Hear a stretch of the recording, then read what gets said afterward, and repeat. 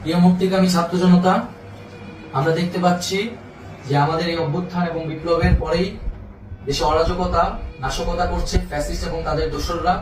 আমরা দেখতে পাচ্ছি যে বিভিন্ন জায়গায় এখন গোলাগুলি চলছে, মন্দিরে হামলা হচ্ছে এবং নাশকতা ও লুটপাট করছে। আমরা মনে করি আমাদের যে ছাত্র নাগরিকদের অভ্যুত্থান তাকে নস্যাৎ করার জন্যই পরিকল্পিতভাবে এই ধরনের ঘটনা ঘটানো হচ্ছে। আমরা মুক্তিকামী ছাত্র জনতাকে সজাগ এবং সতর্ক থাকতে আহ্বান জানাচ্ছি এবং আমাদের যে অন্তর্বর্তীকালীন সরকার, আমরা সেই সরকারের প্রস্তাবনা 24 ঘন্টার সময় নিয়েছিলাম। জরুরি পরিস্থিতি মোতাবেক আমরা এখনই তার একটি রূপরেখা ঘোষণা করছি।